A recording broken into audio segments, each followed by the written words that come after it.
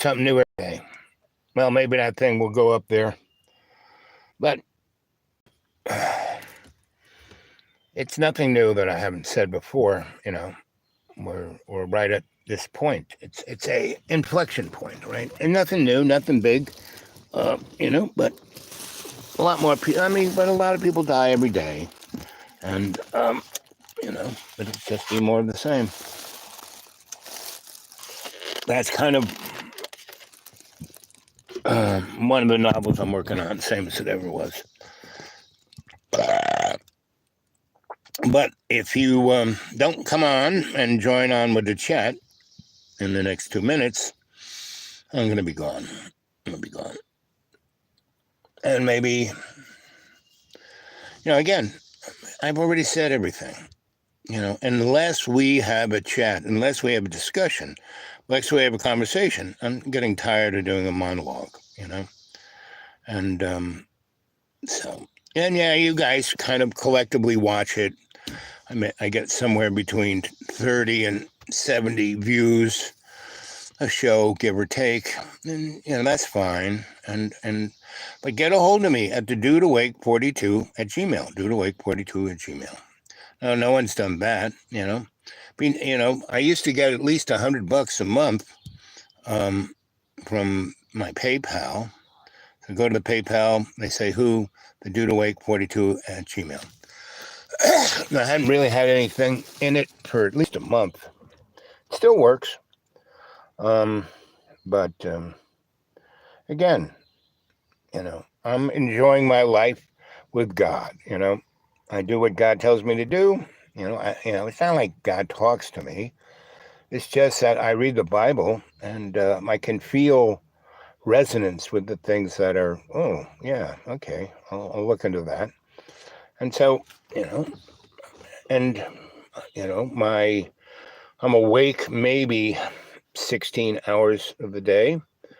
And I would say I spend a good at least 10 hours thinking about God, thinking about stuff about God, thinking about the world and God, thinking about how the world could be better with God, but not as a religion, but as that personal relationship that God wants with us, right? And I don't think about, the Bible that, according to Al. No, I just read the Bible, right? And I let it, harmonize and vibrate with me. And that's it. And so that's where I'm at. There's nobody here. It's 3 minutes. 3 minutes goes by quick when you're having fun.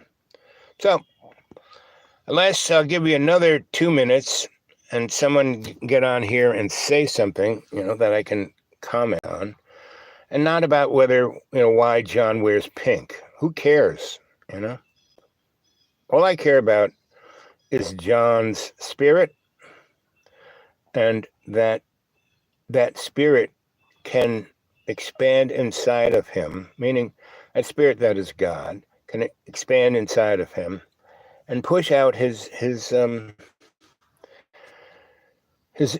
issues, right? Because he lets his issues run his whole life, not me.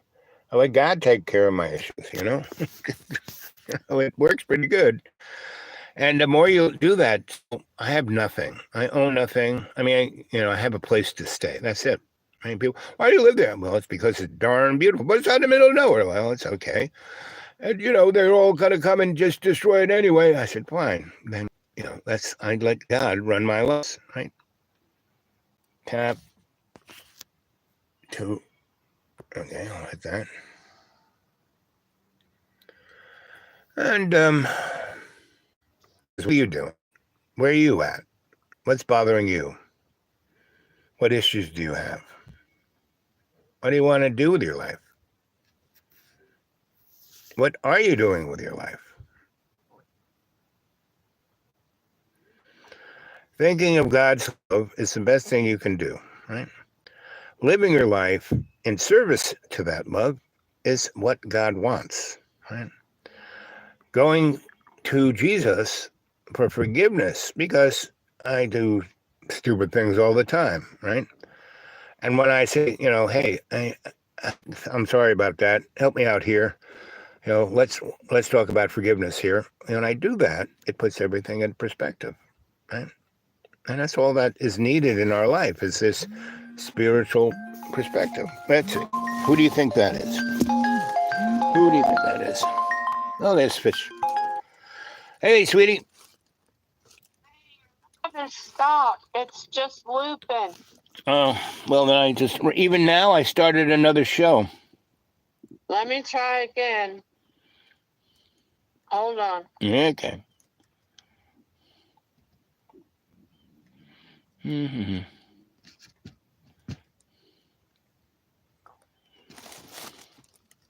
Yeah, this one's different. Okay. I'll let you go. Well, do you want to say anything to the fans? Hey, everybody. I've tried to only do a couple of shows a week and do it at a certain, specific time. And so I'm just going to do it whenever I do it, and that'll be that.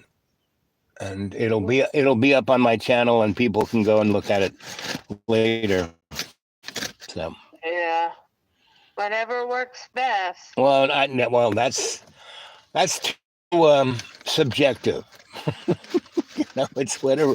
There is nothing that works best. That's true. That's perfect. But right. It's manageable. Let's say whatever's manageable. Okay, we can go with that. I can go with that. Yep. Okay, honey, you doing good?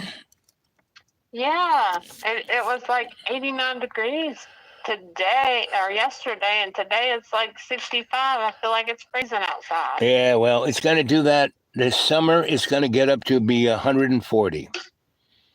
And then the next day it'll be 40.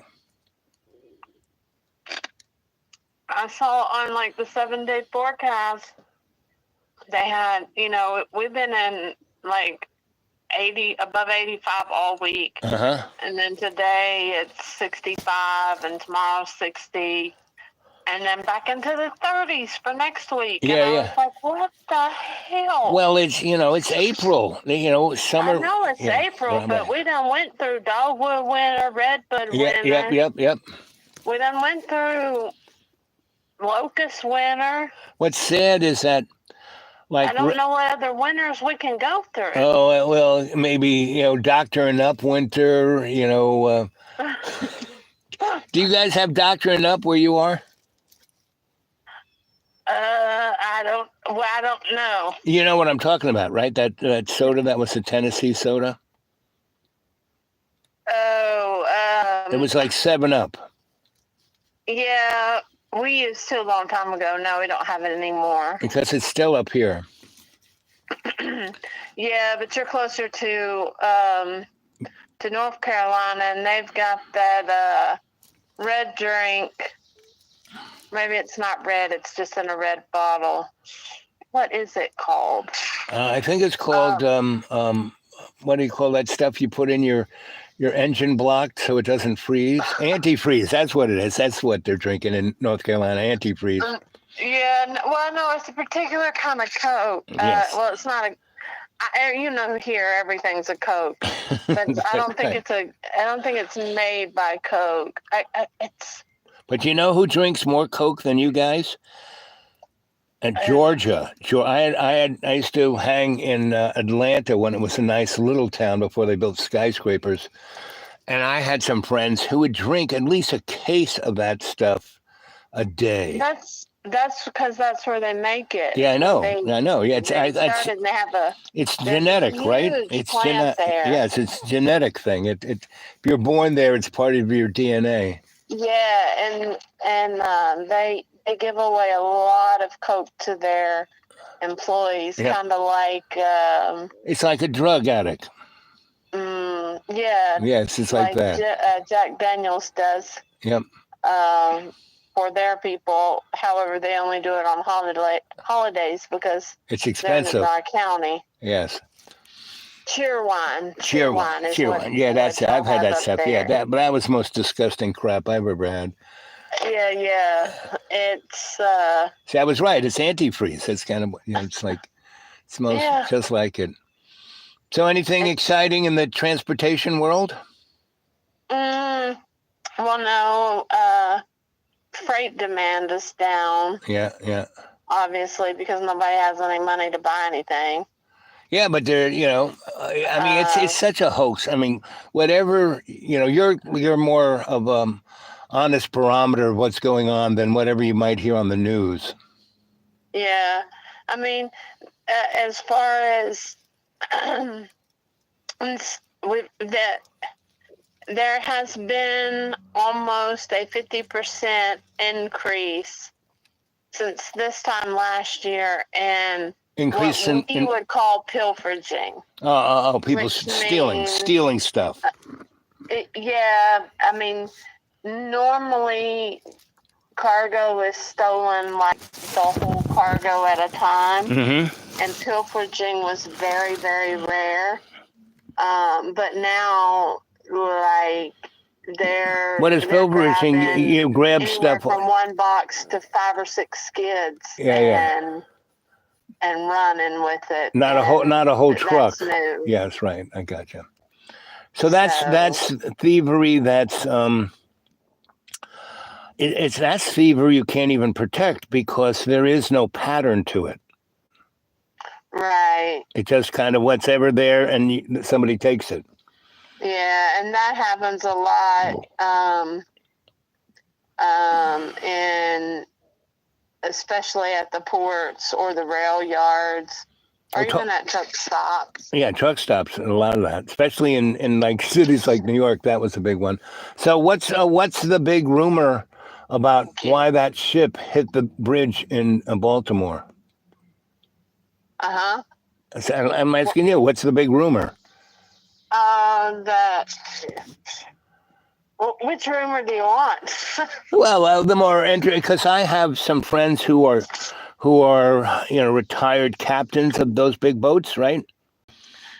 Some people say, okay, so there's several theories that are floating. Right, that's what I'm asking. Yeah. One theory is that the harbor people or DEI hires, because they have harbor people who drive those boats. Yeah, the pilots and those guys, right? Yeah, the pilots, and they were DEI and wasn't very good at their job. Okay. 2, there was some kind of cyber attack. Okay. Or major systems failure. Yeah, there was. Because the lights went out and then the generator kicked on. Right. But that doesn't explain why the anchor was dropped. Right. Because that anchor hadn't been drank. Was dropped right at the right time for it to crash. The boat to slam in. Because if they didn't, they just let everything alone, that boat would have made it through fine. Right. So, yeah. So, that is the theory. Right. Some people say, well, they want it. I mean, it is a major port. It is one, yeah, but really everybody thinks, Los Angeles. Right. Well, those are the big ones. Or New Jersey, or yes. I mean, it's like the 15th it's the 15th largest port, and for certain things, certain brands of cars, not all cars, because more cars go into that place in Beaufort and right on the border of Georgia and Florida. More cars go in there, but it has a specific product line that's going through there. Yeah, it's hazmat, but a lot of people don't realize it is the largest port in America. Well, per a certain product line, you're right. Per tonnage, per this, per that, it's around 12 or 15, but still one of the major ones. Yep, top. Well, yeah, if you look at the steel pictures, right, those containers were stacked 15 high. on the top of that ship. And that the really And number one thing that those boats should never go underneath that bridge. That bridge was not, I've seen pictures of those gigantic boats with the containers going under that bridge with like 2 feet to spare. That's not like a safety margin. No. But that, what that is?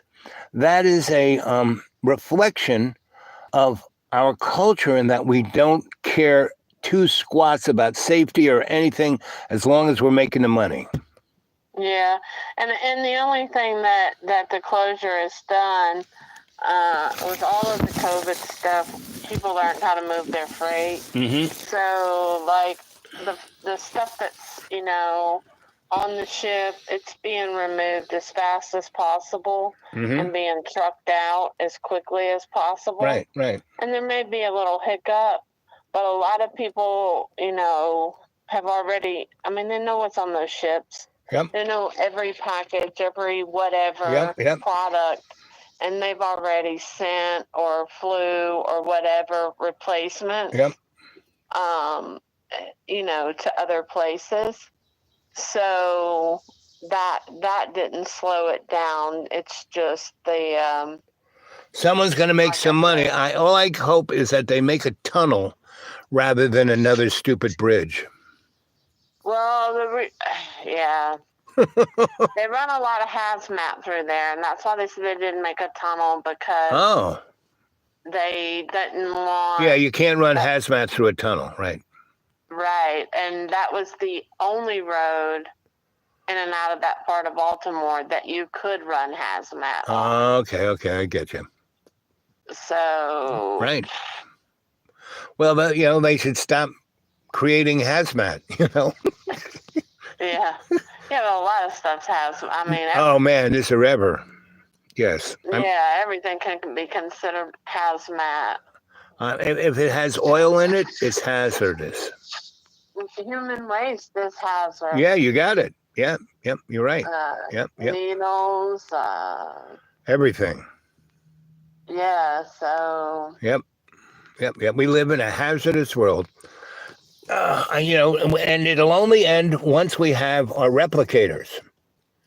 When we, I wish. They have that. Oh, they have the technology. Earl Grey, hot. Yeah. Earl Grey, hot. Right, exactly. That's the only problem. Everyone will have their own replicator, but the only thing it will make is Earl Grey hot. I love that. I actually do. Obviously being from the South, I'm not accustomed to drinking hot tea. Right. But as I got older, and occasionally I like to drink hot tea. In the wintertime, you can't beat it, and especially if you haven't quite figured out the milk portion of it. Well, that's it. Well, the secret. Some people put the milk in and then the hot water. Yeah, that's the way to do it. Okay, so I'm a texture. Yeah, I'm a texture person. Well, then you would like it, because then then it clabbers. To me, when I put it in like that, it's like it clabbers. But it doesn't. So I like to put it in. Yeah, but that's when it really doesn't mix. When you put the cream in first and then put the hot tea on top of it, that experience causes that milk to become the tea. Yes, you got to use the spoon a little bit. And see, that's the other thing. You're supposed to put a little sugar in, because the sugar does the chemical thing to break down whatever little clabberds you got. Well, who wouldn't put sugar in tea? Well, it's cream first. And the other thing, you got to use cream, not half and half, not, chemically flavored coffee creamer. No, you got to put in cream, and then you'll get no clabbers, because the clabbered shit is from the artificial crap that's in your milk. Yeah. not the milk itself. I'll tell you, I have been buying that heavy whipping cream. Yeah, that's now you got it. Uh, and that works great with It, coffee. it works great with anything. Do they have buttermilk? Yeah, but I'm not fond of It buttermilk. is a but you know what buttermilk is really great for? Baking. Yeah. I mean, buttermilk cornbread's good. Yes. It's better than regular cornbread. Oh, much. Especially the way And there's a couple of other things like buttermilk cake, and yep. it's good to use. Well, it's good to use buttermilk in any cake. Any cake. Buttermilk and omelets is pretty good. Yep. But I just don't. I hate to waste. And even if I buy, it kind of. But so you get a smaller container. But I used the smallest I've ever been able to find is a what are they? A quart. Quarts? Yeah, and I still, unless I'm making a whole bunch of cake or something like that, I can't use it before it goes bad. Now, I don't like soggy bread, but like my father, my grandmother, and them, they would take buttermilk and then break up cornbread. Yep, and dunk it. And mix it together. Yep. Again, it's an acquired taste. It really is. I can't do it. Yeah, okay. Well, you are consistently, not consistently, but but consistency challenged. You like things to be a certain consistency, right? Yeah, and it can't touch. And yes, it can't touch. And well, you're never going to eat buttermilk and bread that way because it's totally. Well, I mean, no. I can do. Oh no, I've never eaten buttermilk and bread mixed together. No, but cooked. Oh no, cooked together. Oh yes, using buttermilk instead of regular milk or cream. That is the bomb. Buttermilk is the best thing to bake with. I mean, I became a baker once because there was a restaurant where I lived.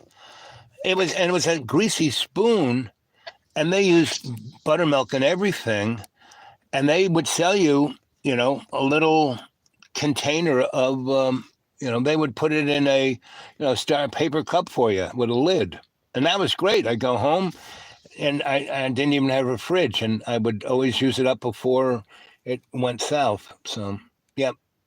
But buttermilk is a bomb. But the whipping cream, because it's pasteurized, that will stick around pretty long.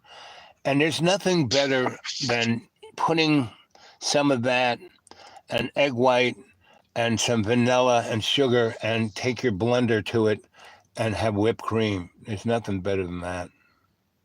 Yeah, I'm not fond of whipped cream. I don't like whipped cream or meringue. Meringue. Those are my favorites. Well, again. I mean, I will eat like whipped topping or whatever. Oh, that stuff is like every now and again. But that's not whipped cream. Whipped topping is like eating flavored fingernail polish. Mm-hmm. I mean, you look on the label. There's nothing shorter than 17-letter words that you can't pronounce. And there's a whole list of them. It's like, what the fuck? Well, see, I don't even buy it. I remember eating out of those because we used them as cereal bowls. Yeah. Dream Whip. Why it's called Dream Whip? It's like huffing glue. Oh yeah. Did you ever have friends who were into huffing glue? No. Or did you ever live? I lived near a model shop. So they had all kinds of models and all the paints and glues, and you would walk down, Varick Avenue, and there would be guys with their heads glued to the sidewalk. Yeah. You know, they would just get it, There's sit against something, start huffing it in a paper bag, and then they'd fall over, still huffing it, and they'd like squirt the glue on their cheek, and then hit the cement, and they'd be stuck to it. Yeah. See, I can't remember what year they changed the glue. Right. But I did grow up with people huffing paint Yep. out of bags, Yep. and then whip it. Yep. Oh, I was a big fan of whippets. They come out of whippets. the aerosol. Yep. I was a big whipped whippet. cream cans. Yep. Yeah, those. I again, the same store. It was half auto store and the other half like restaurant supplies, and everything that they were selling would get you high. And so they had the whippet thing, and they came in these little like CO2 cartridges that you put in the machine, and you didn't put any cream in there. You just did it and had the little rubber thing, right? And I remember one time I had a girlfriend who was a DJ at a radio station in West Virginia, where the college is, Morgantown, right? Yeah. And I used to drive out of New York through Jersey, Pennsylvania, into Morgantown, and about 5 a.m, I would get to a place. I pick up her radio station, and she knew I was coming, so she would play Joni Mitchell's Morning Morgantown like over and over and over again. It was like my beam to follow her in. Anyway, it was a college radio station, and I'd go visit her for the weekend, and she had all her buddies who were college guys, and I was hanging out with the football team, and I took them into the supermarket, the Piggly Wiggly, and they had this gigantic open air refrigerator case with like gallon whipped cream things. I mean, really larger than you'd ever see before, right? Right. And not just the little ready whip things, but like, you know, about 1.5 feet long, 6 inches in diameter. And I took one and, you know, held it down, and breathed in the whole thing. And I was like, yeah, boys, come over here. And so the whole football team started doing it, to the point we were all unconscious. And some guys had fallen into the case. We're all covered in whipped cream.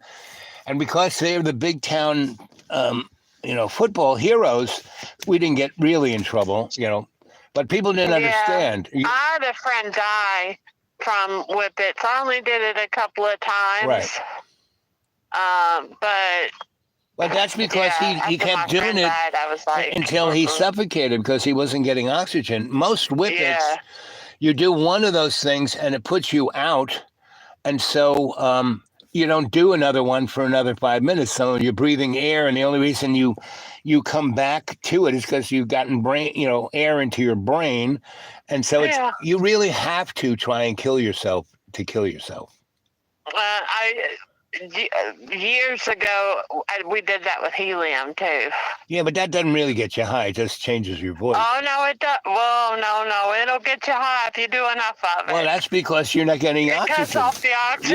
Yes. Exactly. Because I'm going to tell you, my lips were blue. Yes. And you would have thought I had smoked like 5 joints. Right. I was so mellow and laid out, but I was just... You were oxygen deprived. That's what you were. Exactly. Yes, you were oxygen deprived. What stupid things we do when we do that stuff. Yeah, I got stories. And at a certain point, I said, okay, that's enough of that. See, I could always... And I was very good at saying, that's enough of that early on, rather than really taking it to the max, I did nitrous oxide. I had some buddies who were they got gigantic tanks, like 6-foot tanks. This one guy, he put... that's laughing gas. Right, yeah, nitrous oxide, yeah. Yeah. And that's the same stuff in whippets. That's the stuff in whippets, nitrous oxide. Because I don't know why nitrous oxide whips cream up, but it does. But anyway, so... He had 2 gigantic tanks welded to the roof of his car, 1962 Plymouth. He took all of the car seats out and put living room furniture in it, right? Big couch in the back, a lazy boy for him in the front. And we were wearing F-86 Korean War fighter suits with the helmets and the visors and the mask. And the mask was hooked straight up to the tank on the roof. Oh, Lord. So we'd be driving around in that, and he painted the whole car black, and he painted the windows black with just a strip, right? So you could see out. It was about 2 inches thick. And the whole thing was black with the tanks on there, and the tanks had lightning bolts on it. And people, like cops, wouldn't even stop us. They would just like, we once got stopped, and we had a speaker on the outside of the car, and we would speak to the who's ever on the outside through the microphone in the mask and hear what they were saying in the earphones in the mask. And we sounded like Darth Vader. And we got stopped, and we were surrounded by cop cars, and they took us out, and we get out in these flight suits, right, with the visor over our eyes, and still talking. You know, our hoses and wires were still connected to the car when we got out, and we're talking through the speaker in the, you know, and they just looked at us and said, "Okay, boys, get back in the car and drive away. And if we ever see you, we're just going to set you on fire. We're not going to take you. We're not going to take you to too much paperwork. We're not going to do it. We're just going to kill you. Just get out of town." And we never went back to that town. Yeah, I wouldn't either. And I stopped doing that. I mean, that was, you know, I didn't need any more experiences like, I mean, it was fun. We were all laughing hysterically because it was, I mean, and I actually took pictures of it too. That was, I wish my dad hadn't thrown them away. I had some great photos I wish my father hadn't thrown away. But, yeah, I've experimented with drugs, but like you, I was able just to let them go. Right. It was By the time I was 21, I was done with drinking and drugging and everything. Yeah, pretty much me. I don't do, and I haven't really. And, you know, I mean, now I did go through like my late 20s, early 30s. I was doing a lot of drinking. Right. Yeah, I was going to the bars. Right.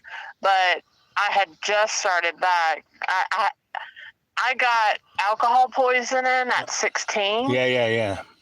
And I stopped drinking alcohol, period. Once you get alcohol poisoning, oh, God, I thought I was dying. Yeah, I got that when I was 8. My mom always kept a big jug of Manhattans in the refrigerator. And I thought, and she had it in a Kool-Aid jug. And I drank, it was a real hot day, and I took a glug. And I ended up in the hospital getting my stomach pumped. And so, yeah, and I said, "What was that?" And my mother said that was alcohol poisoning. I said, "Oh," so I never really, when in high school, all my friends drank, never did. And then between 20 and 25, I got drunk 3 times, right? And each time it was not the most fun, so I didn't do it ever again, right? So yes, I like I said, when I was doing bar hopping, I was drinking, but I don't drink beer. Never have. No. So it'd be whiskey or liquor or whatever. But I learned very early with alcohol poisoning that, you know, don't mix the light and the dark. Right. And the other thing is just have, like when I would go out with guys, it's not that I wouldn't drink. I would only have one drink. Oh, yeah. I don't have that much self-control. Right. So I'd have one drink. And what I would do is I would get a very nice, you know, single malt scotch, and I'd have it straight up in a glass, and then I get a glass of ice and a glass of ginger ale with no ice, and I would put a little bit of that whiskey on the ice cubes and drink that, and then a little bit of the whiskey on the ice cubes with a little ginger ale, and I do that all night. One glass of whiskey mixed with those two things, so I'd be lifting my glass up like those guys, and so my thing was. Red-headed sluts, which are I know those. One part Jaeger, one part peach schnapps, and one part cranberry juice. Which would make you want to throw up anyway. It's like, yeah. Well, yeah. You don't know it until it happens. But I'd go to the bar, or the waitress would come over, and I'd order 2 shots. and a glass of water. Right. Because after every shot, I drink a glass of water. And I know that makes you go to the bathroom more, but it really helps you not have a hangover Right. the next morning. Yep, exactly.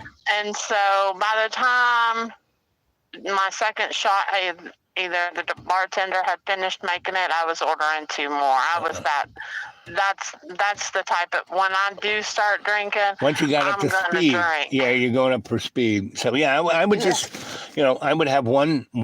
That was it. It was real easy. I'll just have one. And today, when I go out with people who drink, I just have iced tea or not that, right? So. Yeah, most of the last few times that I've been out to a bar, most of the folks I go with buy buckets of beer. Right. And I just leave an empty beer by my tea or whatever, even though I don't drink beer. I can't stand. I mean, I can drink one beer on a really hot day after I've been working outside. I think it tastes like pee. It does. I don't know what pee tastes like, but to me, that's what beer tastes like. I don't know if you ever heard this, but drinking your own urine is supposed to be good for you. I don't know who came up with that idea, but I basically had a girlfriend who did that, right? And I remember the first time I spent the first night over at her house, and I'm in bed. Big long hallway. There's a window behind her, and she's naked and she's squatting over a glass, urinating into it, and then she knocks it back. And I was like, "Uh-oh!" Oh.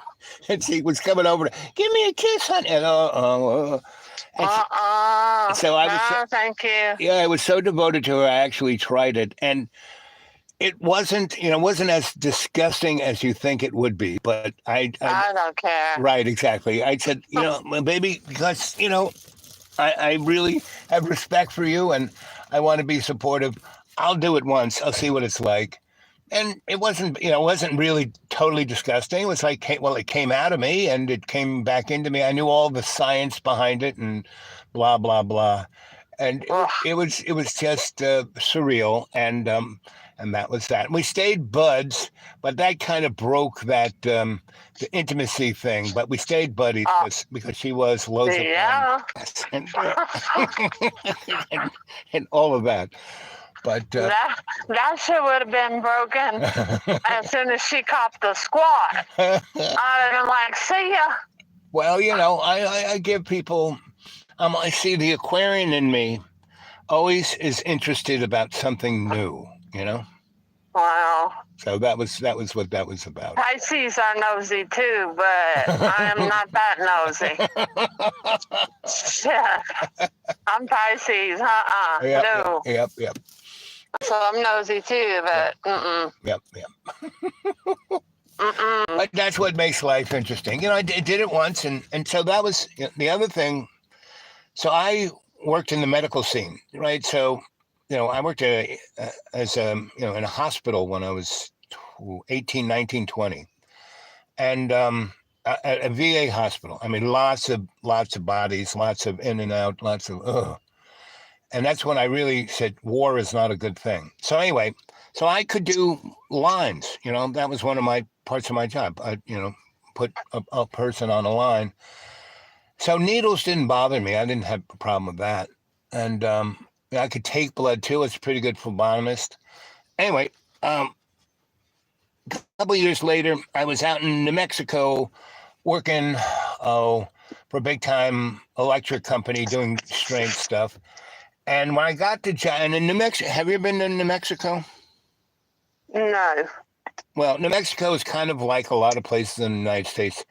There is some rich people and then everybody else who's basically poor, right? Different levels of poverty, but that's basically it. And so, I mean, where you are upper edge poverty. You don't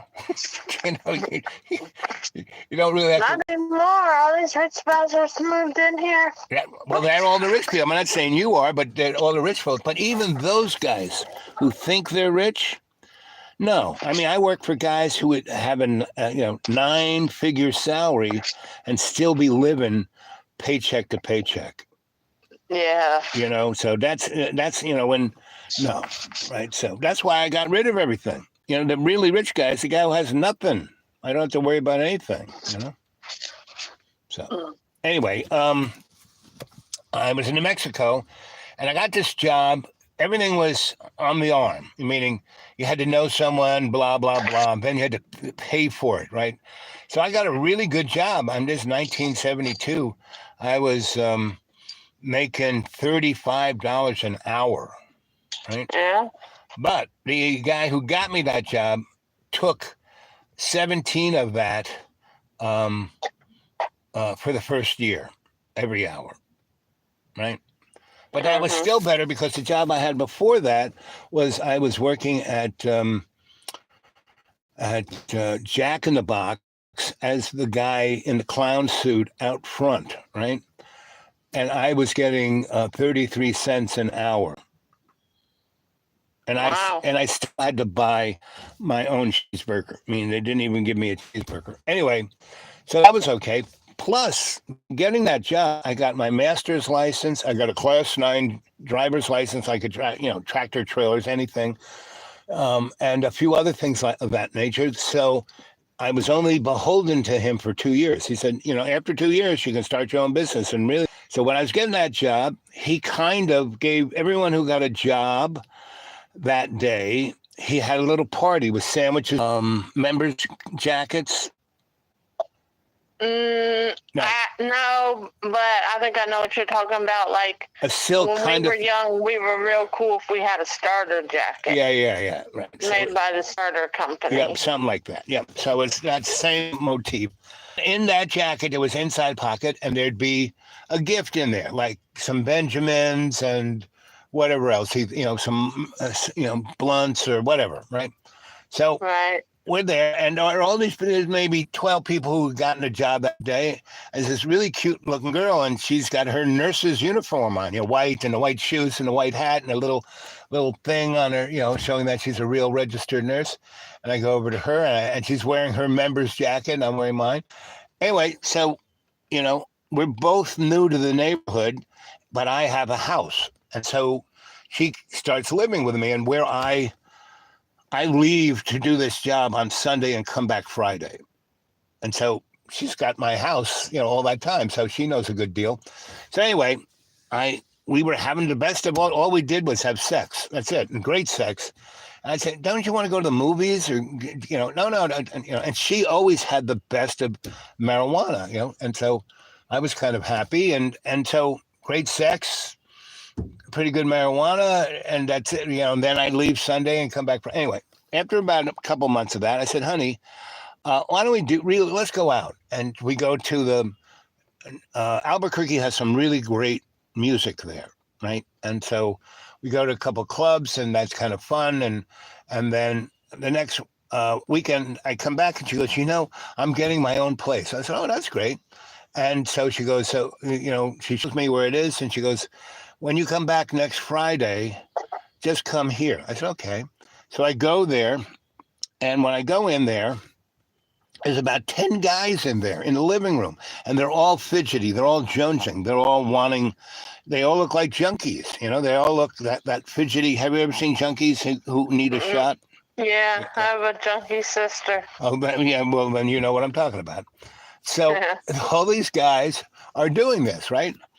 And this guy comes over to me and goes, are you Al? I said, yes. He goes, I want to thank you. I said, for what? For saving my marriage. And I have no idea what the heck this guy is talking about. So I go, okay, you're welcome. And then after a few minutes, my girlfriend comes in the nurse's outfit, and she has and she comes in. And that guy goes into the room where she was in, and he comes out, and he is totally fixed, right? And then the next guy.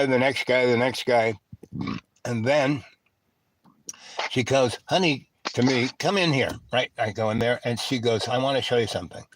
And so she says, I want you to try heroin, morphine. And she's got a needle, and this is 1972. No one's thinking about AIDS or anything. And here she is. She has a needle that's wrapped in plastic. I'm going to be the only guy getting it. She's got a bottle that's like from the hospital of morphine. It's like the best you can get. And she's wearing a nurse's uniform. What could go wrong, right? So I go, well, I never tried this shit. So sure, go ahead, honey. So she put it right there in the vein. And do you know what, tracing or following or running after the dragon is? It's when she gets the vial full of heroin, she sticks it in your arm, and then she sucks in blood from your vein, and it goes all through the heroin, and it looks like a dragon. The morphine's kind of clear, and the heroin, your blood is this blood, and it's going off through it, and then she jams it into you, and it's like, whoa, that first shot that you've ever had is like freaking amazing. And that was it. I was like on another planet. And so we go out, and I'm not even aware of anybody else or anything else, and I'm just like, and then we're in a car. I have no idea how we got in a car, and it's raining, and all the water is hitting the window, and it looks like a kaleidoscope, and I'm still like, and so we get to this club, and everything piles out, and I fall out of the car into the driveway, into the parking lot, and it's a dirt parking lot, so there's mud puddles everywhere, and my head goes into a mud puddle, and one eye is underwater, one nostril is underwater, and the other nostril isn't, and the other eye is fine, and I don't get up. I just and no one drags me in there. They just leave me in the mud puddle, and I'm just watching cars come in and out, and all the little rocks of that mud had plugged up my nostril, which saved my life, because if I had breathed in that water, I would have probably drowned. So I'm just there, and and I'm looking at this, and this guy almost runs over my head, and he drags me in the club. Whose guy is this, right? Anyway, so I wake up in some other guy's apartment like 2 days later, and I have a black line down my head, right, from the mud puddle, and with the oil and tire, everything, and I go and take a shower, and that black side of my head doesn't go away. Do you ever see the Star Trek when the guys have white side on one of their head and the black on the other side? Yeah. That's what I look like. And that stayed that way for at least 2 or 3 weeks. It got better and better, but it was there for a while. And that was it. I never said, oh, honey, I want to break up with you, blah, blah, blah. I just never went to her house, never went back there. And she never came looking for me. And that was the first and only time I ever did that stuff. It was not, God has kind of ordained, whenever I dabble in something like stupid like that, I will have the most ridiculous outcome. I won't die, but it won't be a great, experience. It'll be a great experience, but not quite at the time I'm going through it. So that was. Well, you have to have experiences, right, to know whether you like them or not. Right, and also to get a deeper picture of it. So you whenever you open yourself up to experiences, that's how you become a person who doesn't judge other people. Yeah.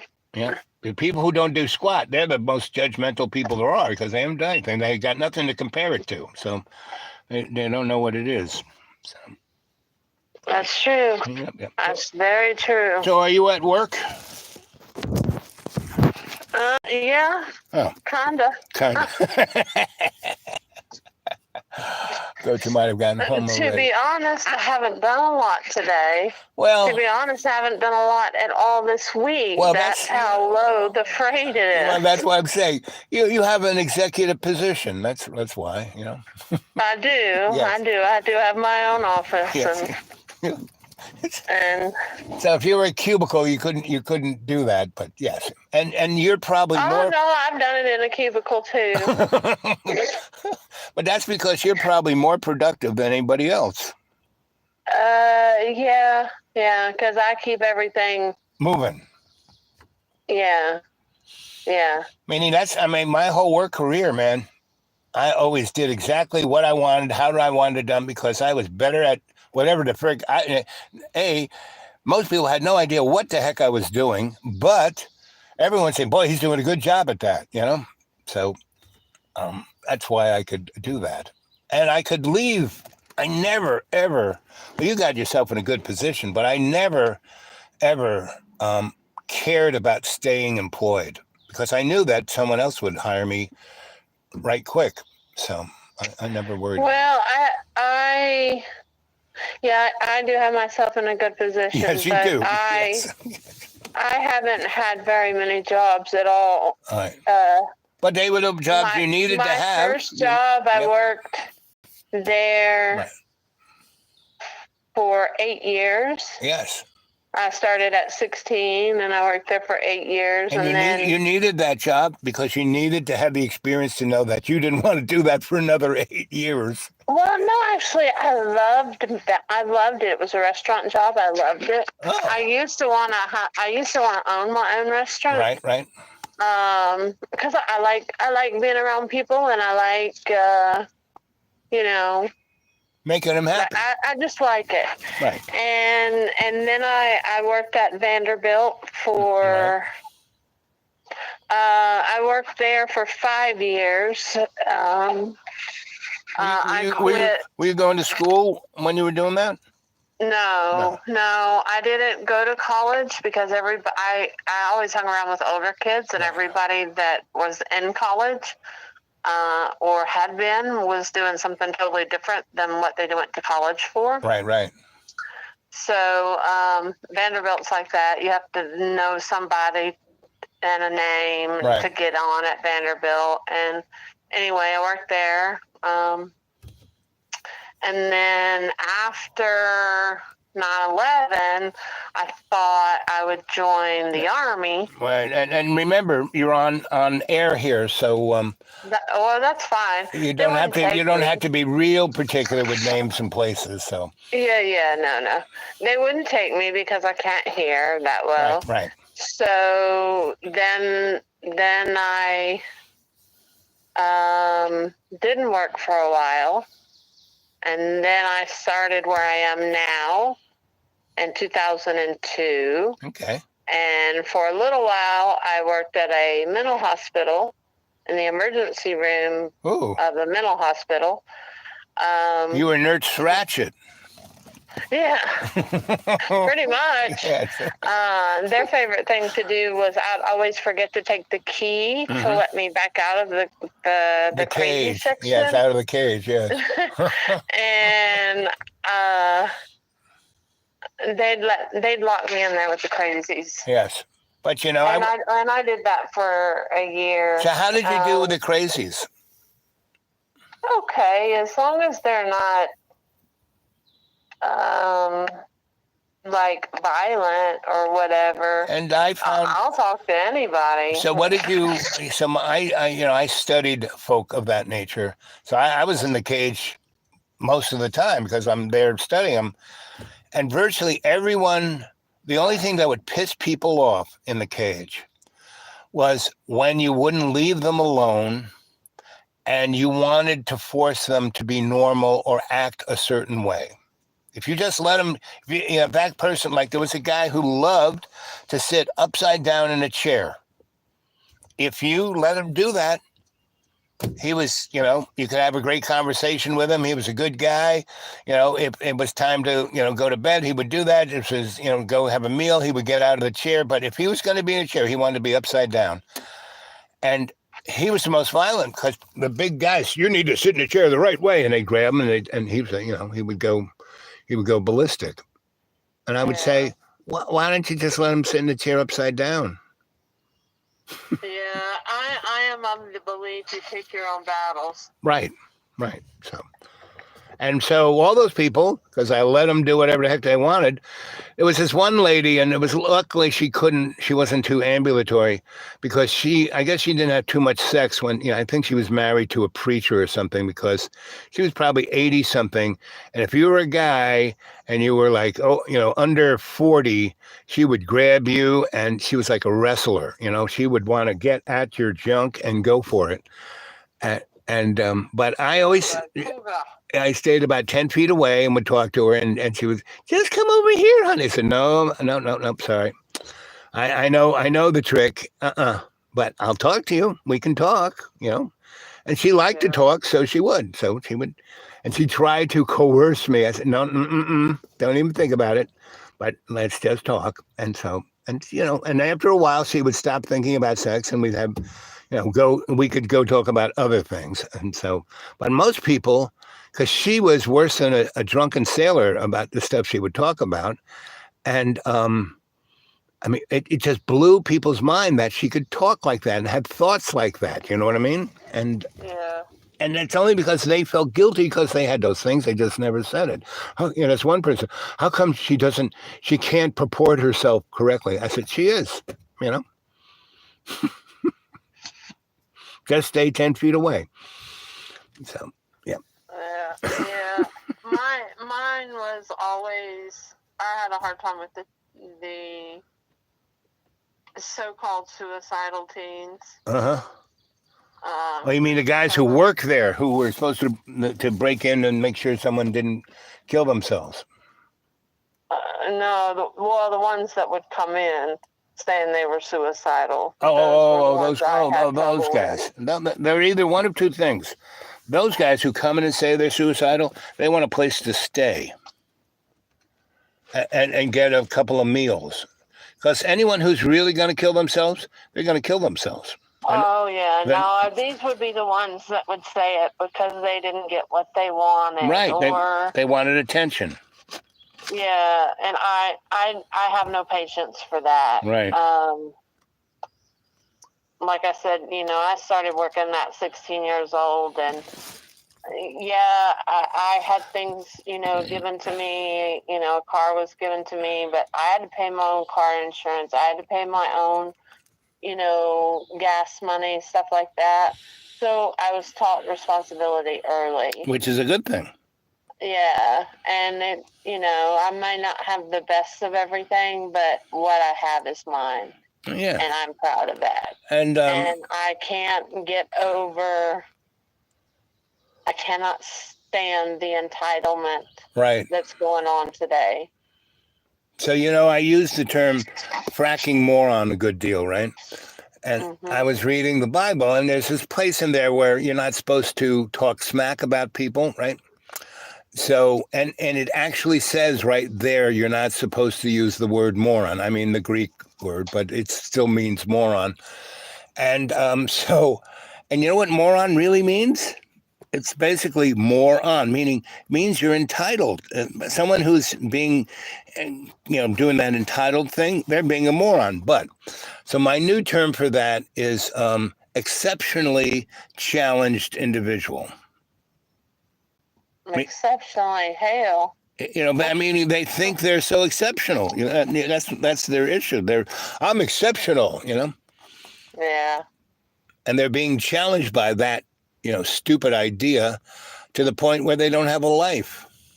Yeah, I do know a lot of people like that as well. Yep. So I give those folk a real wide, I don't even go close to them because I can see them 3 blocks away. I don't need to talk to them. And people who have issues, I can talk to. Like yesterday, this guy is like fixing up my neighbor's house that a tree fell on top of, and so they got he's a fix-it man. So they're probably paying him $20 an hour, which he thinks is great. But if you got a contractor, that contractor would be getting like $800 an hour. So anyway, he's, cleaning this out, fixing that, blah, blah, blah.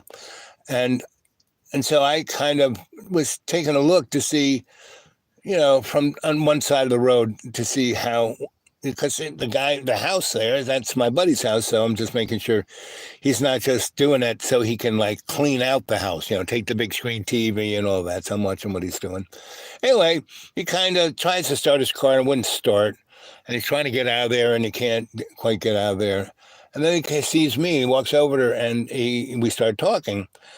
And, he says what he's doing, and he gives me his business card, so that's at least half of he's kind of righteous. And so we talk, and I read his palm and a few other things, and we're talking, and basically he goes, "Hey, you said you're an electrician." And so he has all these electrical tools that looks like he like took it out of somebody else's car, but I'm not going to, because half of the stuff is still in its package. He goes, "Oh, well," and so he goes, "I need some money to get gas for my car." I'm going, okay. So basically, I open my wallet, I pull out about $12. That's all I have. And I said, "Here." And he goes, "Well, here you can." I said, No. I don't need that. And what I'm doing, I'm just giving you this money. You don't owe me this money. You just pay it forward. And he looked at me, he goes, "No one's ever done that for me." I said, "Well, I'm doing it for you." And maybe that'll get him to think a little bit. Yeah. And it's sure a lot cheaper. Weird the first time somebody tells you to pay it forward. Yep. And so it's, it's a lot cheaper than, him going to jail or something, So, yeah. So I'm, right. So I saw him the other day, and he was all smiles and waving, and I waved back, and so I know he's not robbing the place. That's good. And he looked like he was a much happier guy. At least he was smiling. And because when he came up to the car, he was like looking like he was going to have an argument with, "Well, what are you looking at?" I said, "Well, I just live down the road, and that's the house is my buds." And he started saying stuff, and enough to know that, yes, he was probably hired by the insurance company and not my friend. And they're going to the lowest ball they can find and blah, blah, blah. Anyway, but yeah, that's the world we're in. And that's the world we've been in since the get-go. If you read the Bible, it's exactly what we're going on through right now. I mean, Israel, all through the Bible, has done the same stupid thing they're doing right now. And boy, Israel's going to get smacked for it in the worst of ways. Because, in before Exodus, at least 4 times Israel was conquered. They had the big, beautiful city up on the hill, and they treated people like ick. Like the Babylonians, they treated like ick when they were just herders. The Sumerians and the Egyptians, they treated all those guys like they were lowlives. And each one of them came and kicked their butt and put them in slavery, Uh-huh.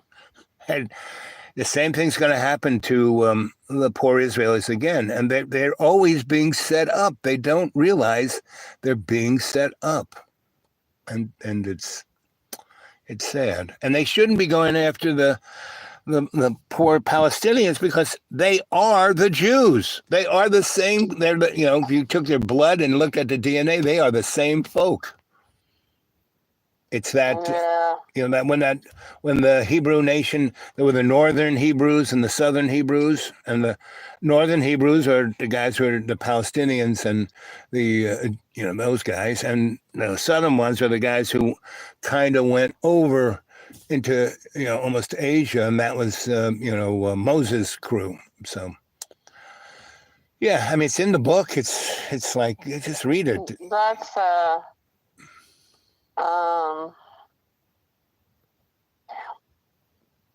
didn't they turn into Moses' crew? Didn't they turn into Israel? They turned into Israel. That's who those guys.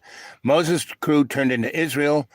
The northern guys turned into basically the Assyrians? Yes, you got it. Bing, bing, bing, bing. Thank you, dear. Right. And also, because they actually speak the language of Jesus. Right. They're more, yes. A lot of Assyrians didn't have to use the subtitles on Passion of the Christ. Right. Because that's the Assyrian language. Right. And the other side of that were the Sumerians. I mean, so the Syrians were the northern Jews, and the Sumerians were those northern Jews who were basically Christians. I mean, they were already kind of Christians before Christ showed up, meaning in the Old Testament, Yeah, and the Assyrians are Christians. Yes. They're Orthodox. They're Orthodox Christians, So yep. One of their biggest preachers was the one that got stabbed up over in Australia. Yeah. Latter part. He's a really smart man. Yep. So I watched him talk a couple of times. And so, so those, and that's the interesting thing is people read the Bible and they don't even put it into context. They think it's, that's what happened 6,000 years ago. No, that's what's happening today. Yeah. And that's why it was written. I mean, that's what I'm impressed by the Bible, is because it's like a time machine. Meaning, they were talking about stuff, especially when they talk about, I think, from the beginning. And in the beginning, they're talking about the Messiah. And there are about 600 places in the Old Testament. They talk about Jesus. They even know his name. I mean, but mostly they say the Messiah. But, they go on and on and on. And there were about 400 things from the point of, he had to be born, a virgin birth, right? But a lot of people were. So, anyway, the interesting thing is Jesus did all 400 of the things that the Old Testament, 1,200, years before him said he was going to do. A lot of the Palestinian and in the Muslim world think that the Jews are trying to bring on the end times with the red heifer. Right. They're flying the red heifer, all the perfect red heifers in, and da-da-da-da-da. Oh, I was listening to a Palestinian but there again, it's the false flag. You know what I mean? Because the real deal is end times aren't going to come until Jesus comes here, and there's like 1,200 years of perfect peace, and then end times comes. So that ain't seeming like that's going to happen anytime soon. Yeah, but I mean, none of them. Neither the Jewish or the Muslims believe that. So right, exactly. We have to respect that. Right. They believe in something totally different. Yeah. And that's why we know that end times ain't coming anytime soon, because until those guys can get on the same page, ain't going to happen. So it's just going to be more of the same. Mm-hmm. So the best thing we can do as an individual spirit is to be our best and to serve God's love through Jesus's forgiveness. That's it. I mean, that's why I got rid of everything. It makes life so much simpler. It's a like. Hmm? What is Jamie talking about? Hey, Cadre. Hey, Al. Oh. Laughing. Is it just me, or is it like a TikTok format? Oh, he must have watched the first video where it was like a TikTok format. It just kept looping, looping, and looping. Yep. I don't know if it's looping now. I know it's lagging. I have it up on your other screen? Computer. Right. Well, until I turn this thing off, and it'll go up like in 2 days. This thing, if I exit correctly, it will be up there latter part of tomorrow. So, Jamie, good to see you. Here we are. Yeah. Hey, Jamie, I can't comment because I'm not signed in on this YouTube account. But you can talk to him, so you. That's right. Yeah, that's right. Yes, you can comment with. Jamie is originally from England. Yep. What part of England? Did they ever say? James, what? I know he lives on west coast of Ireland. He's on the west coast of Ireland now, up there in Tipperary. He's a mountain boy. I just wonder. They have all kinds of crazy names over there in England, anyway. Oh yes, as well. Like I can't get over how they say Birmingham. Yep, just like John Boy. Yeah. Oh, yeah. I forgot. Yeah. I didn't even think about that. Yeah. I was just I was watching. There's a show that it was called The Pinky Blinders. Oh yeah, I show. love that show. And they were in. It was based in Birmingham. Yep, however the yep. English pronounce it. Yep. Bremen. Bremen. Hell, I don't even know. Brem. It's almost German. I don't know how to do it. Yeah, but you know the Pinky Blinder thing, right?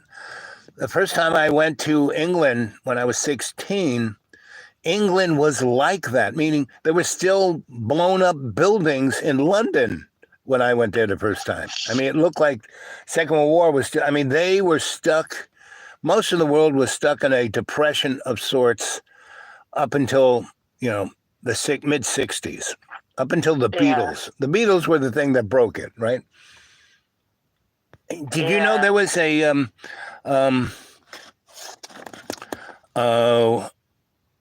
female's version of the Beatles? They were called the Liverpool Birds.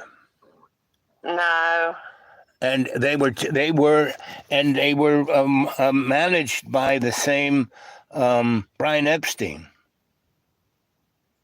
Oh yeah. Yeah, and they were pretty big, and they hit. You know, they played with it. They opened for the Stones. They opened for Jimi Hendrix. They opened for all those kind of people, and they were pretty good because they were, you know, the first three girls just pretended that they were musicians so they could get into clubs for free, right? Mm-hmm. And so this guy said, you know, that would be a good idea. And they kind of dressed like the Beatles. So this guy said, that's a good idea. So whenever you girls want to play, just tell us and we'll put you on there. And those three girls didn't even know how to play. And they found a woman, a girl like themselves, who was like, could do, you know, Black American R&B, right? She was white, but she just loved that music. Her daddy loved it. She kind of grew up around it. And so she could play the guitar and the piano, and she could sing. And so she taught the girls how to, and the girls had a knack for, once they were shown how to do it, they could do it. And they were actually pretty good. And they did it for about 3 years until two of the girls, you know, met boys and they're doing it and fell in love, got married, had kids, and that was kind of the end of the band.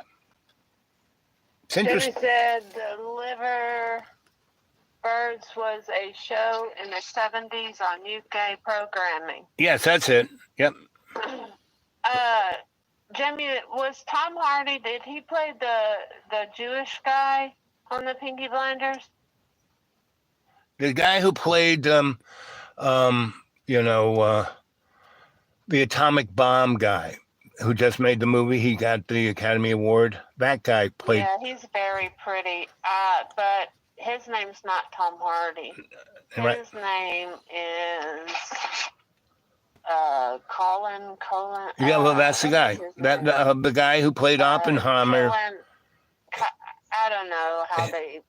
Right. He played the main character in the Pinky Blinders. Thomas Shelby. Right. But I think the one that Jamie's talking about was the guy who played the rabbi. But he was like the mob boss. Yeah, but he was being a Hasidic Jew, and being a mob boss, right? Yeah. And that's, you know, my rabbi. He was he owned and ruled all of Williamsburg, Brooklyn, right? He was my landlord, you know. I came back from one of my whirlwind trips, picked up the Village Voice looking for a place to live, and it said, Soho artists looking for lofts in Brooklyn, right? I called him up. I said, hey, he goes, you Soho artists? I said, yep, I'm looking for a loft. And he goes, tomorrow, I can't see you today, but tomorrow, take the JNN train over the Williamsburg Bridge, get off at Marcy Avenue, the first stop, go down to Roebling's, walk down Roebling's 10 blocks, turn on 10th Street, walk down 2 blocks, and you will see a burning building. I said, oh, you mean you're busy now dealing with a burning building? He goes, no, it's not going to burn until tomorrow. So Yeah. I go, okay. And so I go, like you said, get there about 1 o'clock. I take the train. I go over. And as I'm going over the bridge, I see the burning building right there. I can see it because I'm like, 300 Oh, feet dude. above it. I get over, go there, and he's there with a briefcase, and he's giving like the fire chief an envelope. He's giving the insurance guy an envelope. And then he goes, okay, I can show you the building now. So that was him, and he had something always going on. I mean, he had the stories he got me to be a rabbi because I was interested in the esoteric version of Judaism. So anyway, yeah, so that's my landlord, my rabbi that I was in a little church was just like the guy in the Pinky Blinders. He talked just like him, but more with a Brooklyn accent. But Jamie said there's another show called Taboo,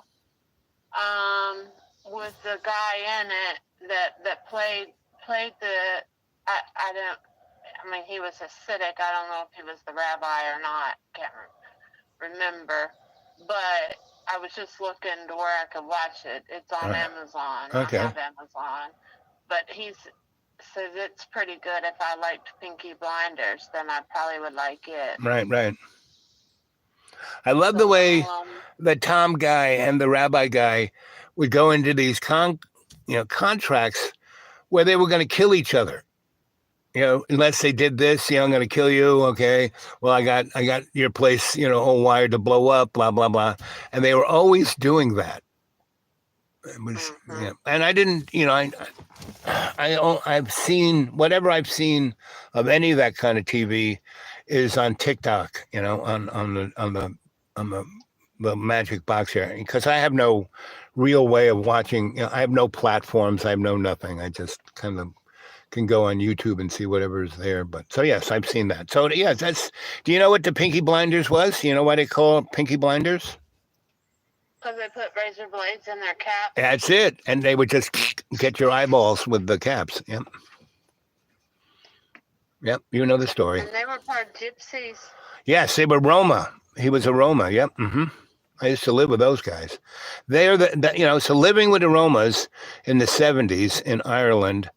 And then in the 80s, they call them tinkers in Ireland. Oh well, yeah, it's tinkers, because that's what they're doing. They're going through the garbage, finding the stuff they can pull out, fix, and tinker around with, and sell it for some money. Do you know that the gypsies or the tinkers or the Roma travelers? Right. I'm not sure what the politically correct term is because we don't have them here. Oh, yeah, we do. That's the interesting thing. They're everywhere. You just don't notice them. Anyway, they're not sure where they come from. They believe they came out of India. Oh yes, and that whole Asian Silk Road thing. Yes, yeah, and they would the warrior clan. Yeah, they were warrior. Yeah. And then along the way, what they were really good. Their Indian ways. Well, what they were really good at was kind of blending in, because they would kind of go into a place and they weren't a lot of them. They would have a crew of maybe between 4 to 50, and they couldn't take over someplace like the Khazarian mob did. But these guys would go in and blend into the neighborhood and find the cute, smart girls. And then say to the girls, listen, you're cute, you're smart, let's have kids. You'll be in charge. I will just take care of taking care of things, and I'll hold the money. And the girl said, sure, because otherwise they'd have a shitty life. They wouldn't even be able to do that, right? They'd just be slaves, property. These guys said, no, you're my queen, right? And that's what the Romans, you're my queen. And the women are always the stronger of the genders. The guys are they're like a block of wood or something, but their greatest talent is to blend in. Yeah, and that's like I said, several different documentaries on them. They fascinate me. I live with them a lot, so. And so I got to know their characteristics of blending in, and I have stumbled across a number of groups of Romas in the United States. I haven't heard of any, but I sure will look about it. Well, you know where if you were going to look for it. Travel here. No, you know where they are. If they're actually Roma. Where they are is in, and I don't know how much they have it anymore, but in the 60s, or 80s, between the 60s and 80s in the United States, I'd be popping around, and I would always stumble into what do you call them? Circuses, or what is the next thing where you just have the rides and the games and the things and maybe some shows, not quite a circus, but a carnival. The carnival guys in America are pretty much all Romas. I don't know. I think they're pretty much all sex offenders and felons. Well, like I said, they're all Romas. I mean, because the Roma has, once people, they are always tagged with the worst of the worst. And they're not. What it is they're really great if you are one of them, meaning part of the family, right? They're really great if you're almost part of the family in that you know who they are and you give them respect, right? And they're really great if you don't look down on them. Because if they feel like you're looking down and being patronizing or any of the above, they'll basically kill you and turn you into dog food. Yeah. So yes, they can easily get tagged with, sexual and child molesters because they don't really. There was a really great movie about the Romas, and Brad Pitt played this Irish guy, right, a tinker, right, and he hit it straight on, right, and I got to know them because my teacher and I, what's his name? I forget his name. But we traveled the West Coast looking for pyramids, ancient, because there are a ton of pyramids in Ireland, right? Archie. Pyramids everywhere. There are pyramids everywhere. And so he was a big thing in Trinity in, the archaeology. He was like one of the only real archaeologists there. Because he came from a rich Scottish family, so he never had to pay his bills. He just went to college, every kind of college you could think of. He was best buddies with the old crone, and that's how I got to know her through him. He kind of spotted me. I started being his research assistant, and then he turned me on to her. So anyway, we went up the West Coast, and when we hit right at just outside of Dublin, there's a town, Limerick.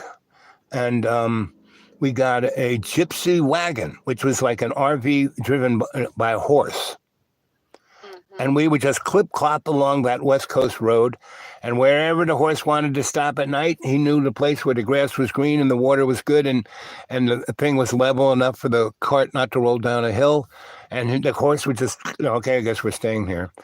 And one time, we were going to pull, the horse wanted to go in this place, and all these tinkers were there with their little cars and their little, trailers attached to the car, caravans, what they call them.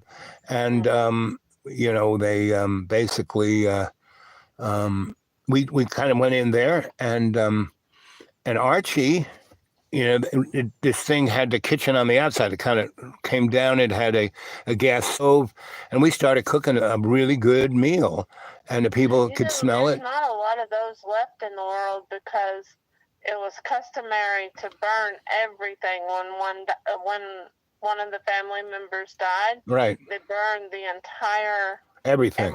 Right. So there are very, very precious few of those wagons. Wooden wagons. Well, that was